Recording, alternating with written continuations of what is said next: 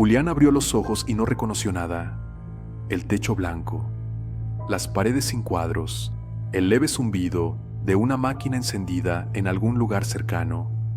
El aire olía a desinfectante, pero no había signos de hospital.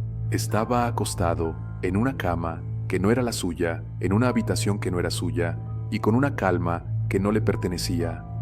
Se incorporó lentamente. No sentía miedo, sino una extraña familiaridad, como si, en algún rincón remoto de su conciencia, ya hubiera estado allí. Miró sus manos, parecían las suyas, pero no del todo. Las venas no estaban donde recordaba.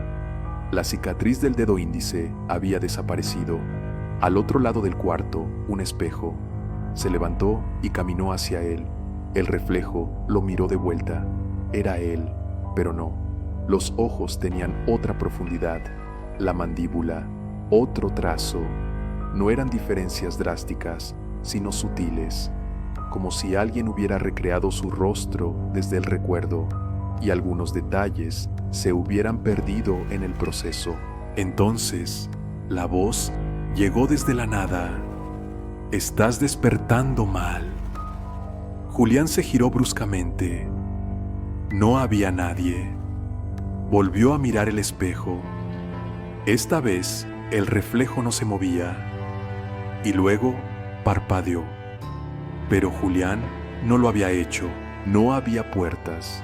Solo un pasillo que aparecía donde antes había una pared. La lógica se comportaba como un animal dormido, presente, pero sin moverse. Julián caminó. Las luces del pasillo no venían de lámparas, sino del mismo aire. Era como si el espacio emitiera claridad desde sus propios bordes. El corredor desembocaba en una sala. En el centro, una mesa con un cuaderno abierto. Julián se acercó. Las hojas estaban llenas de garabatos, ecuaciones en sentido, frases repetidas al azar. Yo no existo si tú no me miras. ¿Y si el mundo es la historia de alguien más? Despierta, Julián, despierta, antes de que él lo haga. Julián retrocedió. Algo no iba bien. No era miedo, era otra cosa, como si su cerebro intentara defenderse de una verdad demasiado grande para ser aceptada. En la esquina de la habitación, una figura, un hombre alto, de espaldas, inmóvil. Julián quiso hablar, pero su voz no salió. Solo un susurro interno. La figura giró lentamente, pero no tenía rostro. Solo una superficie lisa, como un maniquí sin terminar. Aún así, Julián sintió que lo observaba con intensidad. Una atención tan densa que casi dolía. La figura levantó un brazo, apuntando al techo. Una grieta comenzó a abrirse. La grieta no era física, era mental. Una ruptura en la estructura misma del pensamiento, y a través de ella empezaron a llegar voces, frases sin contexto, idiomas que Julián no hablaba pero entendía, gritos suaves, risas que no eran humanas, y entre todo ese caos, una idea: no eres el protagonista.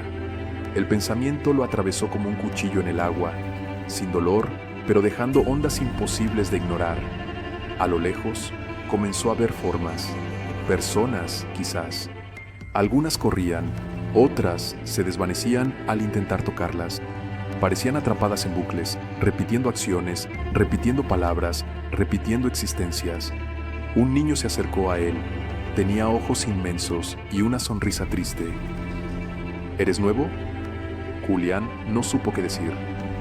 Aquí venimos cuando dejamos de ser necesarios, dijo el niño. Cuando el soñador nos olvida. ¿El soñador? Sí, el que nos imagina. ¿Quién te imagina a ti? El niño bajó la mirada. No lo sé, pero cuando deja de soñar con nosotros nos vamos apagando. Julián miró sus propias manos. Poco a poco, los bordes comenzaban a difuminarse.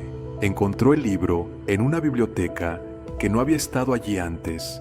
Estanterías infinitas, libros sin títulos, páginas que se escribían solas. Uno de ellos brillaba con una tenue luz azul. Julián lo tomó.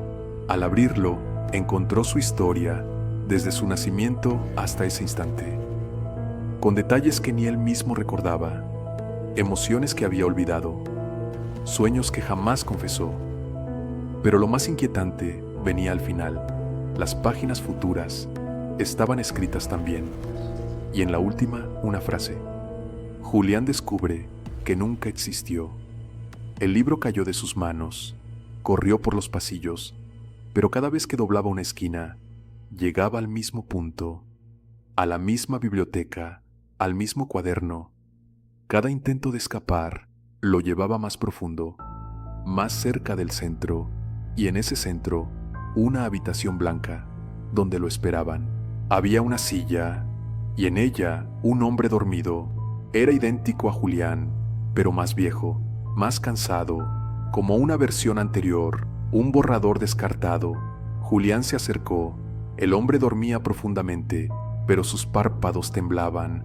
Estaba soñando, y sin saber cómo, Julián lo supo. Todo esto era su sueño.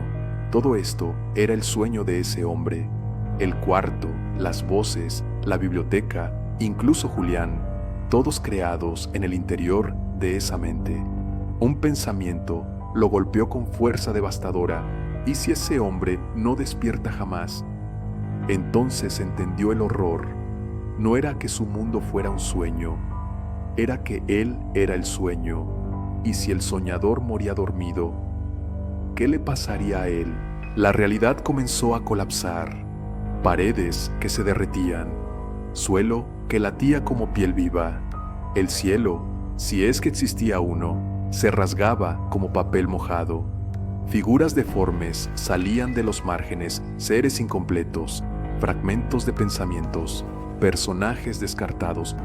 Todos gritaban lo mismo: despiértalo, despiértalo antes de que todo desaparezca. Pero Julián no sabía cómo. El cuerpo dormido estaba más lejos cada vez, como si la distancia entre ellos no fuera física, sino conceptual. Entonces recordó el cuaderno, volvió a la biblioteca, encontró el libro, rasgó las páginas finales con desesperación y escribió con su propia sangre: el soñador abre los ojos. Nada pasó, y entonces todo pasó: un destello, un vacío y un solo latido. Julián despertó en su cama real. Todo estaba donde debía: su cuarto, sus fotos, sus cicatrices, el mundo. Pero no se sentía bien.